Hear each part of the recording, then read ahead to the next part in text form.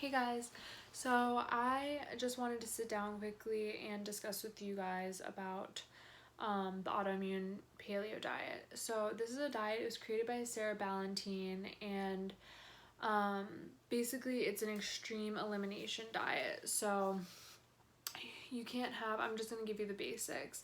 You can't have dairy, you can't have gluten, no beans, nothing that would cause any sort of inflammation and cause an autoimmune response. So basically you just stick with fruits, vegetables, except for nightshades, so peppers, tomatoes, eggplants.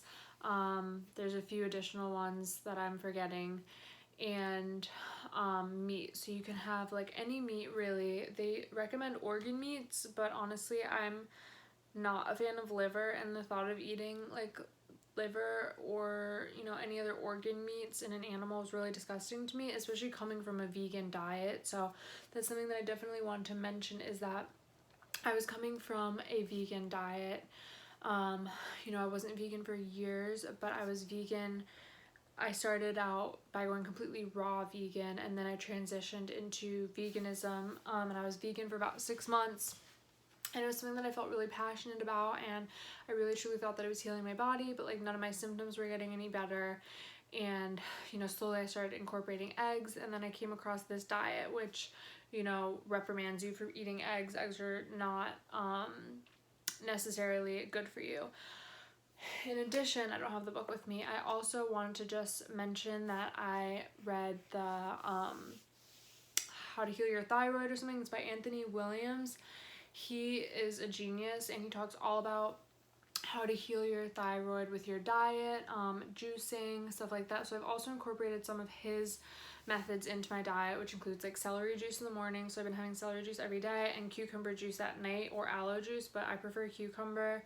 And I haven't been 100% perfect with the cucumber juice. I've been trying to have it regularly, but I just forget at nighttime. I'm more like motivated in the morning to keep up with my routine, and nighttime I kind of like fall off a little bit. So basically I've been on this diet now for almost 2 weeks, and I have really noticed some amazing changes in my own body. So definitely cutting out all these inflammatory foods. I was struggling a lot with scalp pain. So that is a symptom or a side effect when you lose your hair rapidly. I'm not sure what causes it. I've done tons of research on this, and really no one is able to give like a straightaway answer. But they say that it's like maybe due to inflammation, your hair follicle, reporting back to you saying there's no hair there, and it kind of gives you like a pain, or I don't know. There really wasn't one concrete answer for why your hair follicles are hurting. And it kind of felt like, when you have your hair in a ponytail for all day, and then you take it out and it's just like you got that like sore feeling on your scalp.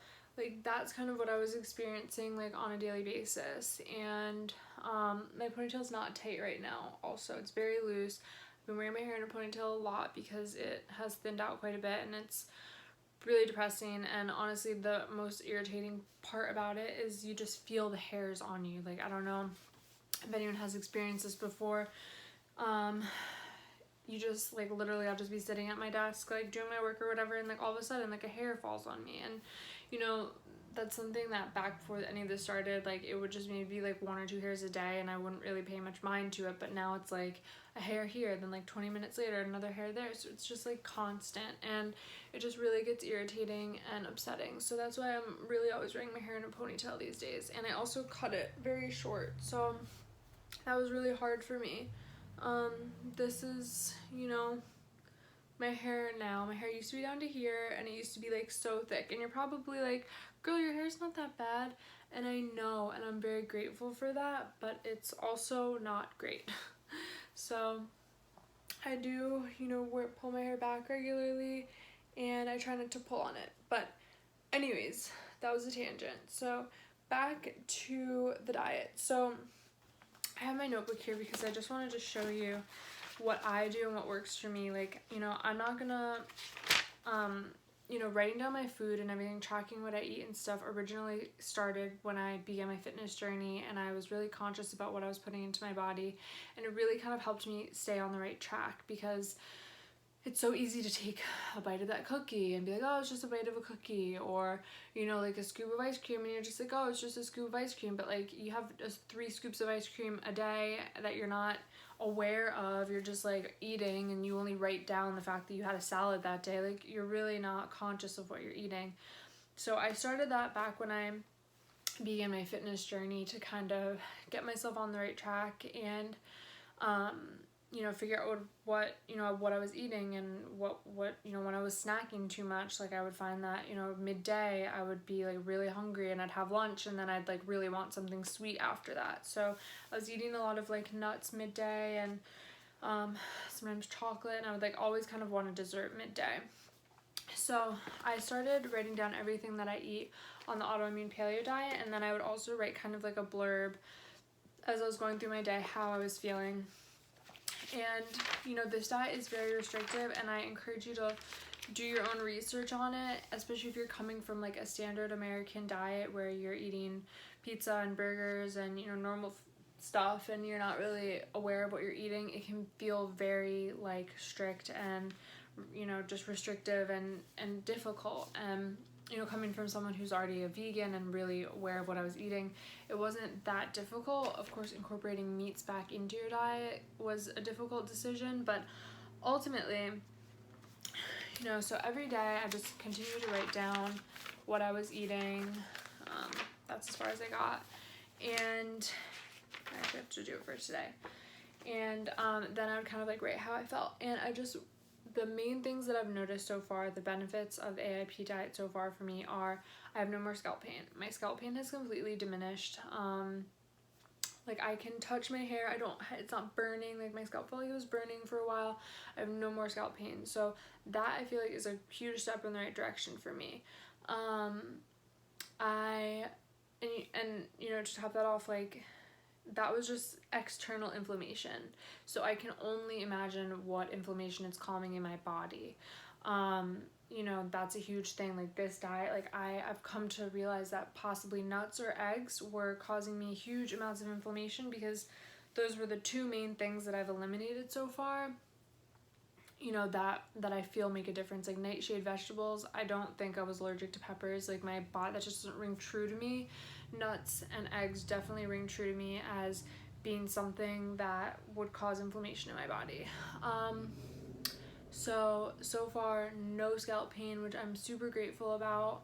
My digestion has also improved drastically, so I'm not bloated.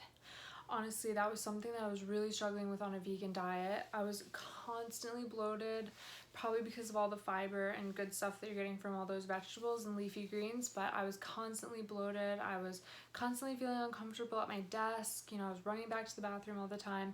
That's not something that I'm struggling with anymore. My bowel movements are completely normal. There's no pain, there's nothing. It's just normal, healthy. And the bloating is a big thing. It's very uncomfortable when you're after a day you want to go to the gym. I go to the gym at night and I'm feeling bloated. I don't want to work out. So it's that's definitely a huge benefit that I've noticed. Okay, so scalp pain, bloating, fatigue. So this is another one. As I mentioned, like midday I was usually having a crash and craving some sort of sweet or sugar, and or nuts or carbs or something to kind of get me through the day. I don't drink coffee either, so I was always wanting like a cup of tea like midday, and that's pretty much gone. I mean, I've only been on this diet for like 2 weeks, but I just feel like I'm eating the right kinds of sugars, and I'm not spiking my glucose and feeding myself with all these chemicals midday. So I feel like my body's kind of acclimating to that, and I'm not having those highs and lows as I was. And so that's also been really beneficial for me so far. Honestly, I would love to say that I'm sleeping really well, but I don't feel like I'm sleeping that well yet. I don't know if that is something that would be affected by this, but I have to take melatonin at night, which sucks. And I'm trying to sit upright.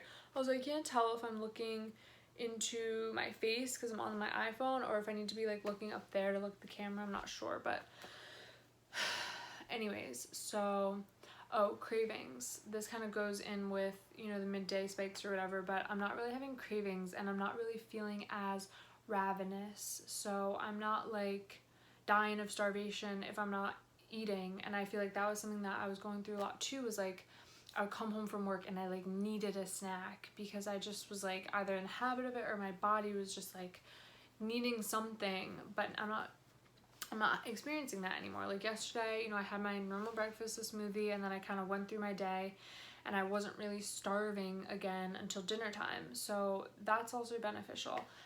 Okay, the last benefit that I want to mention so far is weight. So I know I'm not overweight in any sense of the word, but I have noticed that I feel like I'm kind of like toning out a little bit. Like I feel like I was looking at myself in the gym mirror the other day and I like looked a little bit leaner, which is surprising to me because you'd think like coming from vegan to eating meat you would maybe like gain some weight or something, but that has not been the case for me. Vegan diet was probably actually more high fat because of all the nuts, the avocados. I still eat a lot of coconut oil, but you know, mainly just nuts. Like I was really overdoing it with nuts when I was vegan. So I think that cutting nuts out has been a huge benefit. I plan on sticking with this diet for 30 days, maybe 60, depending on how I feel. If I don't see any changes in my hair, because to be honest, my hair hasn't stopped coming out yet. It's still shedding and it sucks. So I'm hoping that I'm gonna stick with this for 30 days, maybe 60 days, and then I will slowly start incorporating small things back into my diet. I don't know what I'm going to start with yet. I haven't thought that far, but so anyways, I just kind of wanted to sit down and discuss this with you guys. There's like tons more stuff that I want to mention, but I just feel like that's a good place to start. If you guys have any questions or you want to know anything about my experience so far or why I'm doing this or just anything, you know, just leave me a comment. You can check me out on Instagram. I just recently started an Instagram page to document this process along with, you know, my healing and everything like that, supplements that I take. It's my Instagram handle is Beautiful Raw Life. It's all one word, and I'm also gonna be blogging as well. So yeah, those are kind of the things that I just wanted to mention, and like I said, reach out to me if you have any questions. Thanks so much for watching.